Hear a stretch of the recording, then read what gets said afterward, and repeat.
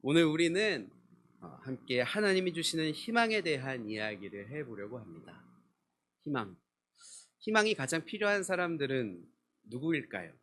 제가 이렇게 질문을 드리면 아마 삶의 고난과 아픔과 상처 가운데 있는 이들에게 희망이 필요하다 대답하실 것 같습니다. 무엇 하나 의지할 수 없는 그런 삶의 어려움 앞에서 우리들은 도움이 필요한데 그 도움을 우리는 하나님께 구하게 됩니다.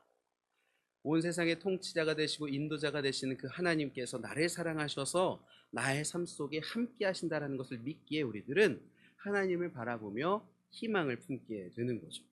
그렇기 때문에 고난 중에 있는 이들에게는 하나님이 주시는 희망이 반드시 필요합니다. 그리고 하나님은 우리의 삶의 모든 순간 속에 함께 하시고 단순히 고난 중에만 함께 하시는 것이 아니기에 우리의 삶을 함께 걸어가시는 분이시기에 그 희망이 되시는 하나님이 우리의 삶의 모든 순간 속에 함께 하시는 줄로 믿습니다. 희망은 단순히 고난과 어려움과 아픔 가운데에서만 필요한 것이 아니라 우리의 모든 일상 속에 존재한다라는 것입니다. 어떤 상황에서도 희망은 하나님으로부터 나오고 우리 가운데에 있습니다. 우리의 삶의 여정, 우리의 신앙의 여정, 죄와의 싸움에서도 우리는 희망이 필요합니다. 복음을 드러내는, 복음을 선포하는 과정 중에서도 우리는 희망이 필요합니다. 내가 삶을 살아가며 내 삶을 통해 하나님의 영광을 드러내는 과정 속에서도 우리들은 하나님이 주시는 희망이 필요하다라는 것입니다. 그렇기에 오늘 이 자리에 있는 우리 모두가 희망을 품어야만 하는 줄로 믿습니다. 오늘 우리가 함께 읽은 본문의 말씀은 이사야 40장에 있는 말씀인데요. 우리가 읽은 27절 말씀 이전에 1절부터 12절부터 26절 말씀 속에 어떤 말씀들이 기록되어져 있냐 하면 바로 하나님께서 바벨론 포로 상황에 있는 이 이스라엘 백성들을 회복시키실 것이다 라는 말씀이 기록되어져 있습니다. 이스라엘 백성들이 포로가 되어져서 그 포로로서의 삶을 살아갈 때에 하나님께서 너희들을 내가 구원할 것이다, 너희들을 내가 그 포로의 삶에서 건져낼 것이다 라고 말씀을 통해 선포하고 계시다라는 겁니다. 그 선포의 말씀을 들은 이스라엘 백성들의 반응이 우리가 읽은 27절의 말씀입니다. 우리가 함께 한 번만 더 27절의 말씀 화면을 보면서 읽어보도록 하겠습니다. 네, 27절의 말씀입니다. 설교 자료에 제가 말씀 넣어놨고요. 나가고 있나요? 요거 모니터가 달라가지고 네, 됐습니다. 우리 함께 말씀 읽어보겠습니다. 시작. 야곱아 어찌하여 내가 말하며 이스라엘아 내가 이르기를 내 길은 여호와께 숨겨졌으며 내 송사는 내 하나님에게서 벗어난다 하느냐. 아멘. 이 말씀이 어떠한 의미냐 하면 하나님의 구원 사역에 대한 선포 속에 이스라엘 백성들의 반응이 무엇이냐? 아니요 하나님, 하나님은 우리를 구원하시지 않으십니다. 하나님은 우리를 버리셨습니다라고 이스라엘 백성들이 대답했다라는 거예요. 하나님의 말씀 속에 선지자를 통하여서 내가 너희를 구원할 것이다, 내가 너희와 함께 할 것이다, 너희들을 이 끔찍한 포로의 삶에서 벗어나게 할 것이다 선포하신 말씀을 그 백성들이요, 아니요 하나님, 하나님 그러지 않으시잖아요, 하나님 우리를 버리셨잖아요 라고 대답하고 있다라는 겁니다. 왜 그랬냐 하면요, 하나님이 그분의 구원과 능력 행하심을 지체하셨기 때문에, 하나님께서는 그 이스라엘 민족들을 향한 구원의 계획을 지체하셨습니다. 그리고 그 지체하심으로 인해 백성들은 낙심했고 이것이 하나님을 향한 원망으로 변하고 하나님은 더 이상 자신들을 돌보지 않는다라는 불평으로 이어졌습니다. 그래서 그들이 스스로를 우리는 버림받았다라고 여긴다라는 겁니다. 이스라엘 백성들이 처음부터 이렇게 낙심하고 실망했을 거라고 생각되지는 않습니다. 그들이 포로기 초기 시대부터 하나님을 향해 원망하지는 않았습니다. 그들은 자신들의 왕국이 멸망한 이 상황 속에 처음에는 회개하는 듯한 모습을 보입니다. 하나님, 우리가 잘못했군요. 이스라엘의 역사를 보면 그 민족이 사사기에 등장하는 말씀에 보면 끝없이 죄를 짓고요, 그 죄 앞에 죄의 결과를 당할 때 고통 중에 그들은 깨닫습니다. 아, 내가 하나님 앞에 죄를 지었구나. 그리고 회개하는 거죠. 그 사사기를 통해 기록되어져 있는 역사처럼 이스라엘 민족은 기억했던 겁니다. 이제 내가 포로가 되어졌을 때에 내게 무언가 영적인 큰 죄가 있구나. 그래서 그들이 처음에는 회개하는 듯 했습니다. 그들의 죄를 고백하는 듯 했습니다. 그러나 하나님께서 그 기도 앞에 즉각적으로 응답하시지 않았을 때 그들은 하나님을 원망하기 시작했다는 것입니다. 이스라엘 백성들의 입장에서 보면 조금은 이해가 되기도 합니다. 그 침묵의 시간이 무려 70년이었으니까요. 처음 포로기가 시작되고 나서 그들의 삶을 회개했었는데 하나님이 막 회복의 말씀을 선포하시는데 70년 동안 포로 생활을 하고 있으니 그들의 입장도 제법 이해가 되는 게 사실입니다. 그런데 우리들은 말씀을 보면서 알고 있습니다. 하나님께서 그 민족을 버리셨을까요? 그 민족을 구원하지 않으셨습니까? 아니요. 하나님은 그 이스라엘 민족을 버리지 않으셨습니다. 단 한순간도 그 민족을 저버리지 않으셨습니다. 하나님은 하나님이 정하신 시점에 포로에서 그들을 해방시키시고 그들을 회복시키셨습니다. 거대한 바벨론 제국이 하루아침에 멸망합니다. 세계의 역사를 돌아봐도요, 어느 순간에도 그런 사건이 일어난 적이 없습니다. 단 한순간 이 바벨론 제국 시대에만 그 사건이 일어났어요. 그 말은 무엇입니까? 그들의 구원은 하나님께서 행하신 구원이라는 겁니다.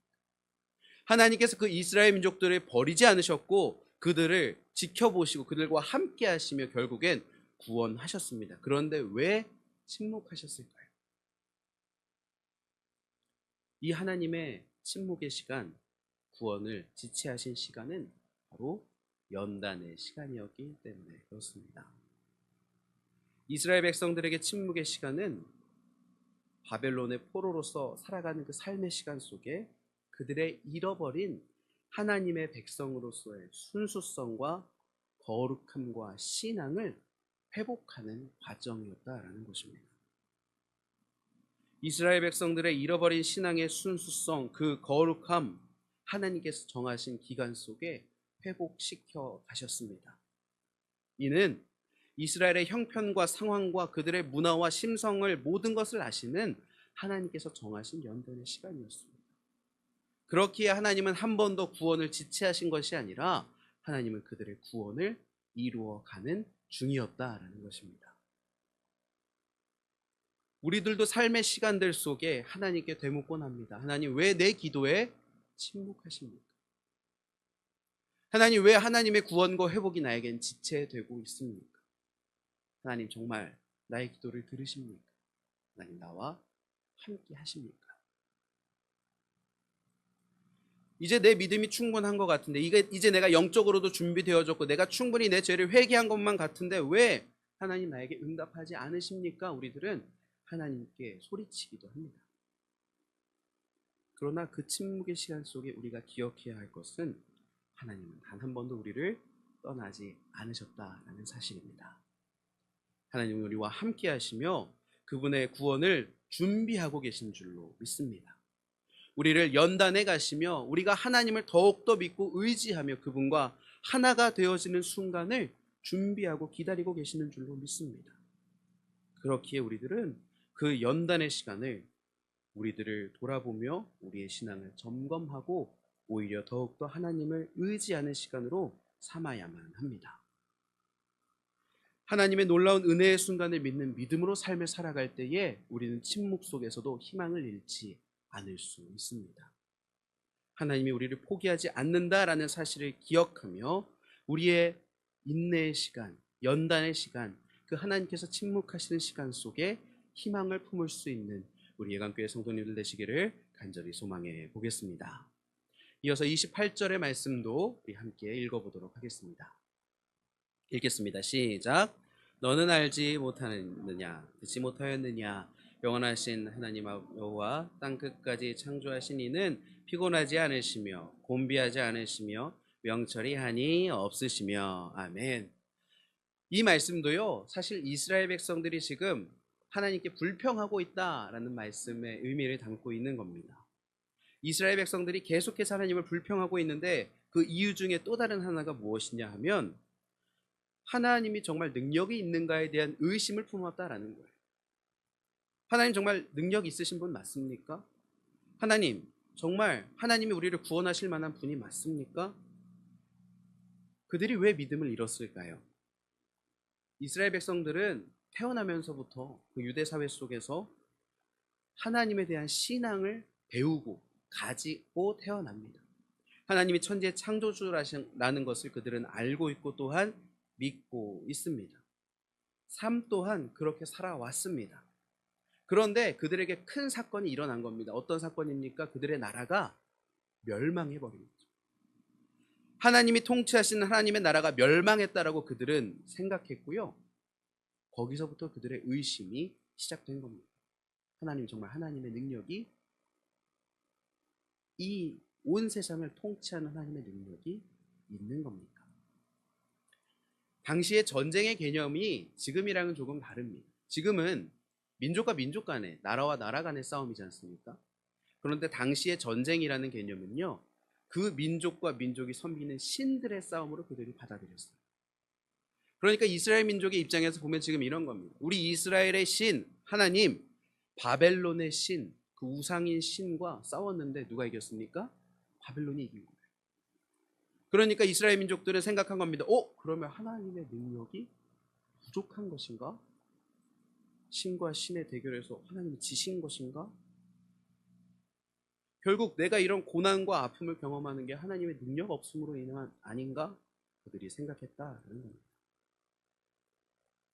여기서 우리들은 성도가 고난 중에 희망을 잃어버리고 낙심하는 이유를 발견하게 됩니다.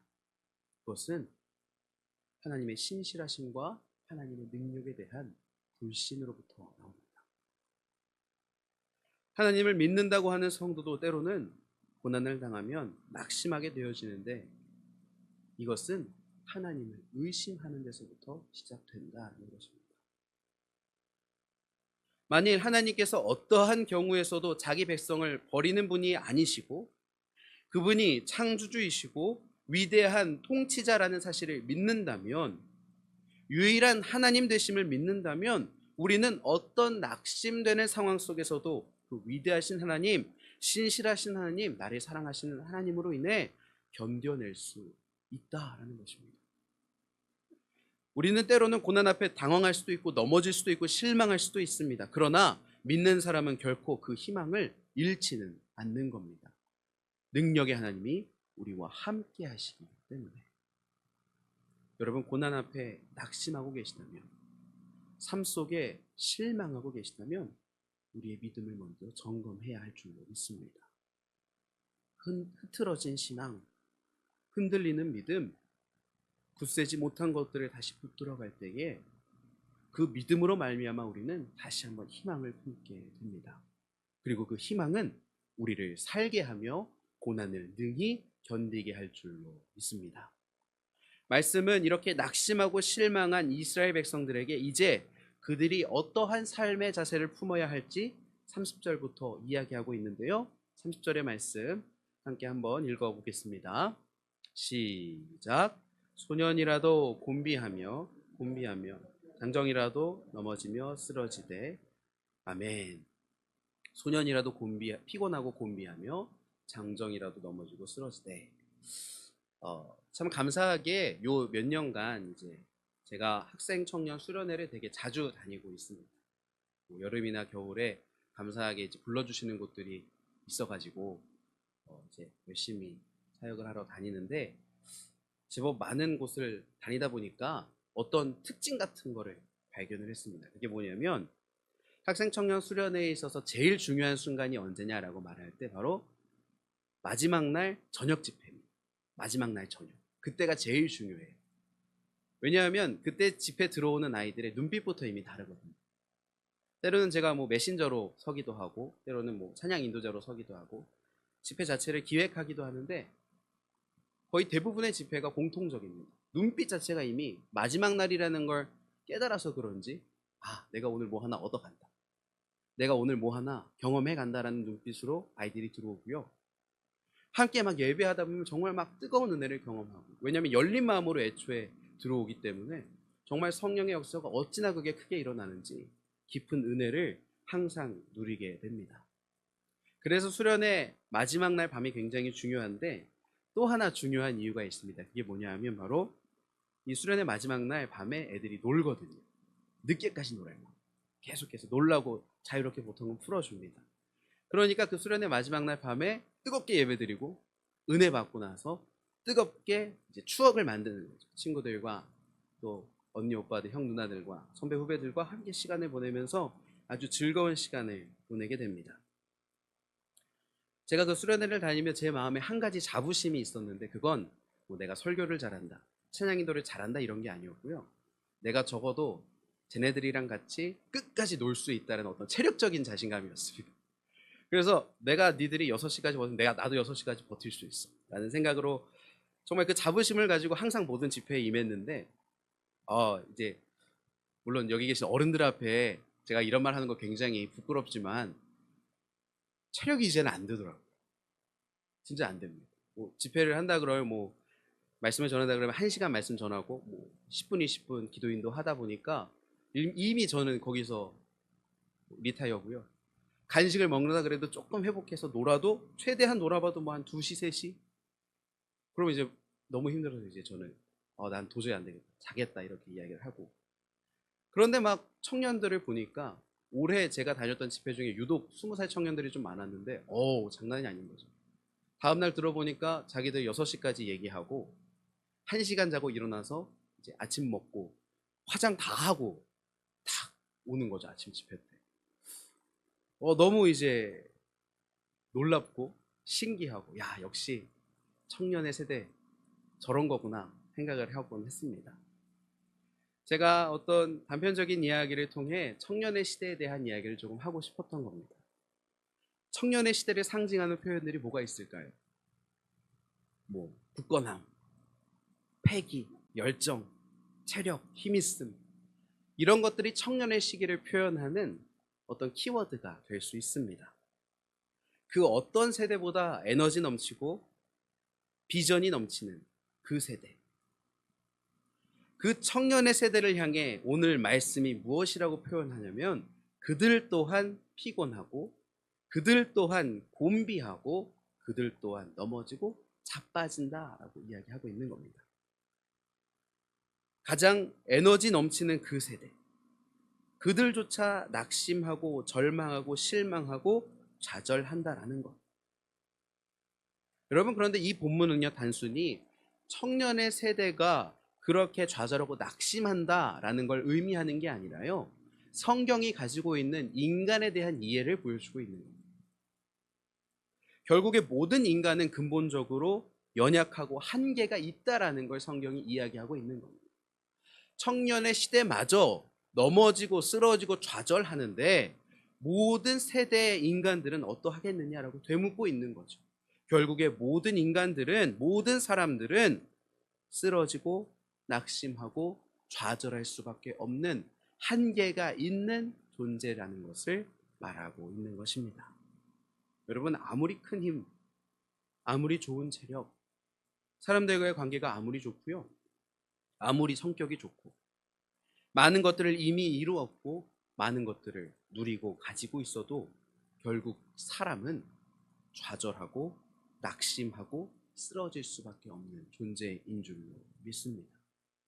하나의 피조물에 불과하다라고 성경은 분명히 우리들에게 이야기하고 있는 것입니다. 그리고 그리스도인들은 그 인간의 유한함, 연약함을 믿는 이들인 줄로 믿습니다. 우리는 그걸 받아들인 사람들이다라는 것이죠. 왜냐하면 나의 한계를 인정할 때, 내 연약함을 인정할 때 우리가 하나님을 의지하기 시작하기 때문입니다.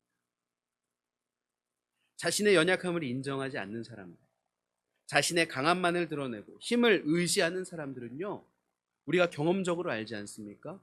하나님을 의지하고 바라보지 않습니다. 그러나 아무리 큰 권력을 가지고 아무리 많은 부를 가지고 아무리 좋은 체력을 가져도 소년이나 장정이나 모두 결국은 넘어지는 연약한 피조물임을 기억할 때에 우리들은 하나님을 의지하고 바라보게 되며 그때에 우리가 희망을 품을 수 있게 되는 것입니다. 저는 수영을 정말 못하는데요. 정말 못합니다.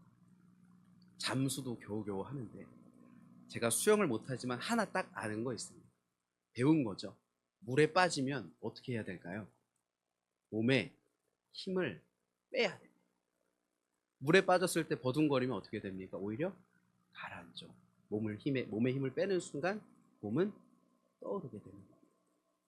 우리의 삶의 시간들 속에 나의 능력을 의지하고 내 힘으로 무언가를 해보려고 노력할수록 우리들의 삶은 영적으로 가라앉을 뿐입니다. 그러나 거기서 내 힘을 뺄 때 내 연약함을 인정하고 내가 할 수 있는 것이 없다라는 걸 받아들일 때 우리는 고개를 들어 하나님을 바라볼 수 있게 되어지는 것이고 그때에서야 우리의 몸은 물 위로 떠오르는 것입니다.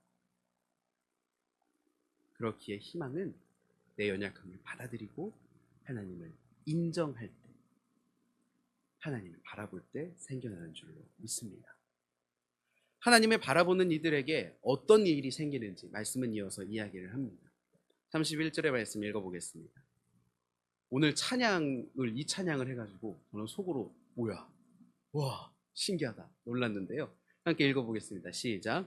오직 여호와를 앙망하는 자는 새 힘을 얻으리니 독수리가 날개치며 올라감 같을 것이요 다른 박질하여도 곤비하지 아니하겠고 걸어가도 피곤하지 아니하리로다. 아멘.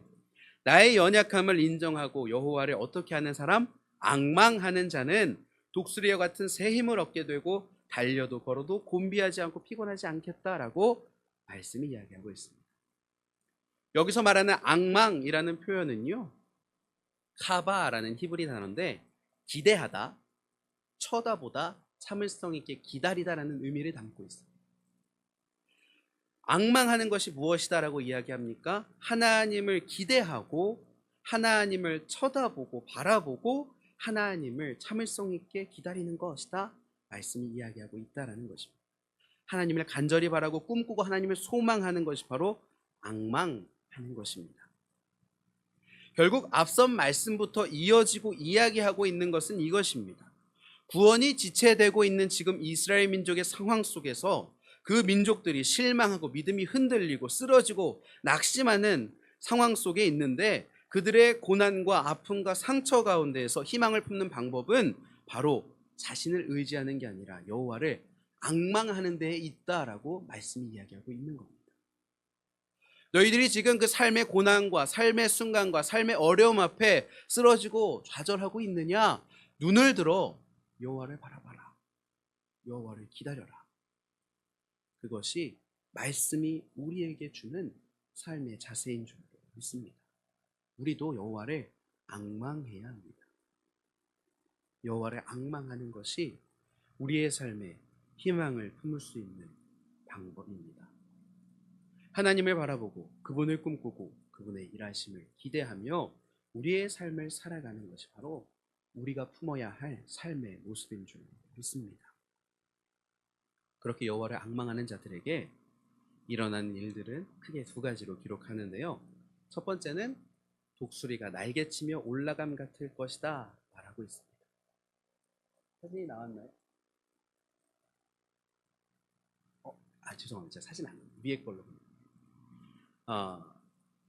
31절의 말씀에 독수리가 날개치며 올라감 같을 것이다 라고 기록되어져 있는데 히브리 원문으로 보면 조금 새로운 형태로 해석이 가능합니다.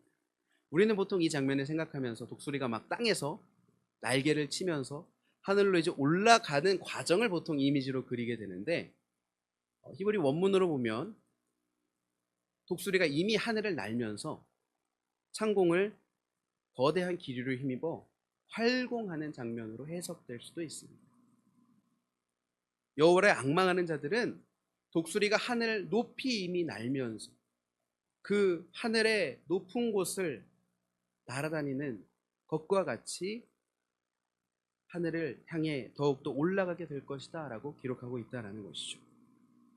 삶의 고난과 실망과 흔들리는 믿음 속에서도 자신의 연약함을 인정하며 여호와를 앙망하는 자들, 바라보는 자들, 사랑하는 자들, 믿는 자들은 마치 거대한 기류를 타고 하늘을 날고 있는 독수리처럼 힘있는 삶을 살게 될 것이고, 복되는 영광스러운 삶을 살게 될 것이며, 하나님의 구원을 경험하는 삶을 살아가게 될 줄로 믿습니다. 희망을 품고 여호와를 앙망하는 우리 가운데 그런 놀라운 하나님의 구원이 일어날 줄로 믿습니다. 여러분, 그런데 만약에 독수리가 그 하늘의 기류를 생각하지 않고 날개를 접는다면 어떤 일이 일어날까요? 날던 독수리가 땅으로 떨어지겠죠. 우리는 하늘의 독수리를 바라볼 때 독수리가 날고 있구나라고 생각하지만 사실은요, 독수리는 그저 공기의 흐름을 타고 있을 뿐입니다. 독수리가 나는 게 아닙니다. 독수리는 날게끔 하는 것. 하나님께서 독수리를 날게끔 하시는 줄로 믿습니다. 우리에게 구원을 허락하시는 분은 하나님이십니다. 우리를 건지시는 분은 하나님이십니다. 우리의 삶의 모든 가능성과 능력 하나님께로부터 나옵니다. 그런데 우리는 이 사실을 잊을 때가 있다라는 것이죠. 실제로 많은 분들이 기도로서 하나님을 앙망하면서 하나님의 능력으로 고통의 순간, 상처의 순간, 슬픔의 순간을 이겨내는 경우가 있습니다. 그러나 그 순간 찾아오는 영적인 함정이 무엇이냐 하면, 이 고난을 벗어난 것이, 이 승리와 이 이겨냄이 나의 성취다라고 생각한다는 것입니다. 마치 독수리가 내 힘으로 내 스스로 하늘을 날고 있어라고 선언하는 것과 같습니다. 하나님으로부터 온 것이라는 사실을 잊어버리는 경우가 많다라는 것입니다. 우리는 결코 잊어서는 안 됩니다. 독수리가 나는 것은 하나님의 은혜입니다. 우리에게 주어진 고난과 아픔과 어려움의 순간들 속에서 승리하며 성취하는 것은 하나님의 도우심이고 하나님이 주시는 능력입니다. 우리가 많이 고백하는 찬양의 가사처럼 모든 것은 은혜, 하나님의 은혜입니다. 내 삶에 당연한 것은 하나도 없으며 모든 것이 주의 능력으로 된 것임을 인정할 때 우리는 독수리와 같이 그 하나님의 구원을 깊이 경험하게 될 줄로 믿습니다. 앙망하는 자들에게 찾아오는 하나님의 또 다른 일하심은요, 바로 다른 박질하여도 곤비하지 않고 걸어가도 피곤하지 않다라는 것입니다. 여러분, 달리고 걷는 거 잘 하시나요? 쉽지 않은 것 같습니다. 걷는 것도요 쉽지 않고요, 달리는 건 더더 어렵습니다. 아까 이미지를 보셨겠지만 기안84입니다. 나 혼자 산다에 많이 나오는 기안84라는 사람인데, 누구신지는 대충 아시죠? 되게 특이한 사람이고요, 되게 특별한 사람이라고 생각되기도 합니다. 그런데 이 사람이 나 혼자 산다에 나왔던 에피소드 중에 참 많은 사람들이 공감했던 에피소드가 있는데, 이게 뭐냐면 저 마라톤 하는 에피소드였습니다. 기안84가 마라톤을 하는 그 편을 보고요, 수많은 사람들이 감동하고 저도 막 울면서 봤거든요. 왜 그렇게 이 사람의 달리는 모습에 우리가 공감할까, 눈물을 흘리게 될까 생각을 해보았을 때, 우리들은 보통 이 마라톤이라는 것을요 마치 우리의 인생과 같다라고 생각을 하는 것 같습니다. 우리의 인생, 짧지 않고 긴 인생, 그 인생이 쉽지 않기에 때로는 포기하고 넘어지며 좌절하는 삶의 모습을 우리는 그 마라톤 속에서, 기안84의 이야기 속에서 발견했던 것입니다. 우리의 마라톤과 같은 삶의 여정 가운데에 하나님을 의지하고 앙망하는 자들, 그들을 향해 하나님께서 선포하시는 말씀은 무엇이냐면, 너희가 넘어지지 않을 것이고 피곤하지 않을 것이다 라고 이야기하시는 것입니다. 여러분, 성도들에게는 내 인생의 여정을 넘어 반드시 달려가야 할 길이 있습니다. 이렇게 말씀 한 절 읽어보도록 하겠습니다. 사도행전 20장 24절 말씀입니다. 화면 보면서 함께 읽겠습니다. 시작. 내가 달려갈 길과 주 예수께 받은 사명 곧 하나님의 은혜의 복음을 증언하는 일을 마치려 하면은 나의 생명조차 조금도 귀한 것으로 여기지 아니하노라. 아멘. 우리가 달려가야 할 길이 있는데 그 길은 어떤 길입니까? 주님을 향해서 달려가는 길입니다. 우리 주 예수 그리스도를 향해서 달려가야 하는 길입니다. 이 길은요, 1등을 해야 하는 길은 아닙니다. 그러나 완주해야만 하는 길인 줄로 믿습니다. 우리의 신앙의 여정이 그렇다라는 것입니다. 우리의 신앙의 여정은 한순간에 뜨거움으로 완성되는 것이 아닙니다. 길고 긴 마라톤과 같습니다. 예수 그리스도를 향하여 삶의 모든 순간들 속에 포기하지 않고 넘어지지 않고 달려가야만 하는 그 길에서 우리는 결국 예수 그리스도께서 씌우시는 면류관을 쓰게 됩니다. 그런데 이 길의 여정이 때로는 힘들고 어렵고 아프고 때로는 우리가 좌절하고 낙심하게 되어지는데 하나님께서는 말씀하시는 겁니다. 나를 바라보면, 나를 앙망하면 그 길 갈 수 있을 거야. 완주할 수 있을 거야. 우리의 삶의 여정은 온갖 역경과 슬픔과 고난들로 가득하여서 때로는 우리를 낙심하게 하고 여러 신경에 거슬리는 것들, 마음이 상하게 하는 것들이 가득해서 죄악된 자리를 우리를 이끌고 넘어뜨리려 합니다. 그 모든 순간들 속 우리가 포기하지 않고 일어날 수 있는 것, 여호와를 앙망할 때에 가능한 줄 믿습니다. 하나님이 그렇게 우리와 함께 그 길을 걸어주시기 때문입니다. 그렇게 우리들은 삶의 시간 속에 희망을 품을 수 있습니다. 말씀을 정리해 보겠습니다. 오늘 우리들은 말씀을 통해 하나님께서 이스라엘 백성들의 슬픔과 상처, 고난을 위로하시며 희망을 품게 하시는 장면을 발견합니다.